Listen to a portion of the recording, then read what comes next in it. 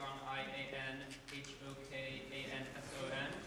I live in the city of Minneapolis, and I've organized with the RNC Welcoming Committee for about 7 months now. And I want to speak a little bit as to why. 12 months ago, I was living in the small town of Pine Island, Minnesota. And I saw when the Minneapolis police tased, beat up, and arrested 19 people simply from bicycling down the street at a critical mass bike ride. I call many of those people my friends now. And now we know that that action by the police was an attempt to suppress anti-Republican National Convention organizing. The police failed in that attempt. And at the time, I felt so hopeless because I had planned to be on that ride, but my life had taken me out of the Twin Cities. Still, in that moment, I knew what I needed to be doing. People organizing against the RNC were such a threat to this inherently unjust system that they were being beat up and harassed 12 months before the fact.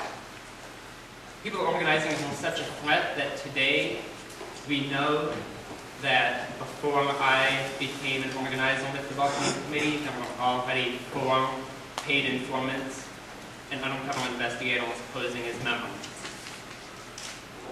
12 months later, although the police and military brutality is exponentially higher than it was then, the highest that I've ever witnessed, I don't feel hopeless anymore. They say they took the leaders of the Welcoming Committee. They kidnapped them. But that's a lie. Every single person within the Welcoming Committee is a leader. And it's not only that, our network of allies is only getting bigger. I've never before in my life felt so supported in the work that I'm doing, which right now is to get our people out of jail and safe, to defend them, and to hold those responsible for this madness accountable. In the last week, we found supporters that we never knew existed. After the raids on this space and on our houses, we were immediately given offers of housing, donations, and food from people in the community. A little bit about why we organized the way we did. I've called Minnesota my home for every day of my life.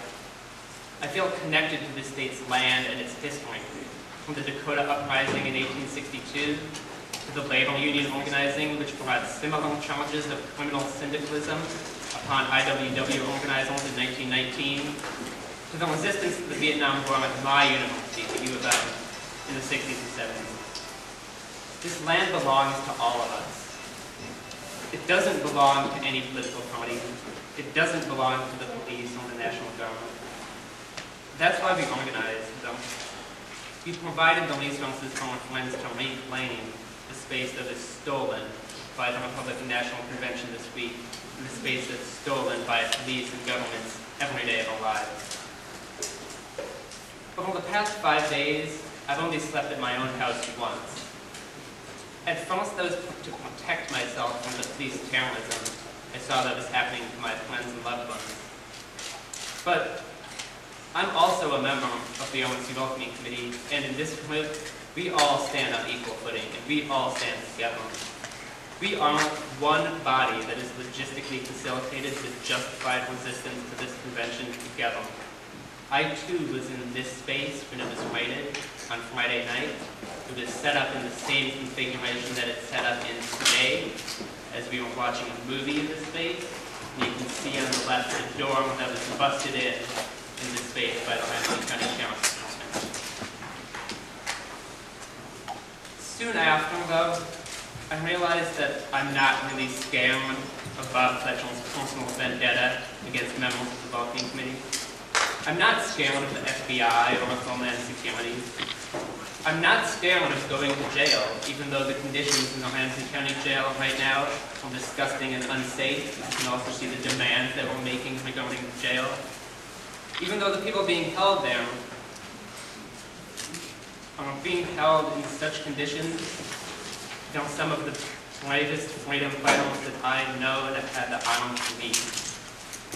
Right now, the only thing that I fear is not being able to help my friends and allies in safety. But that's what I'm going to be doing, is helping them to safety and continuing this movement. I'm confident that our movement will win, because in the long run it always has.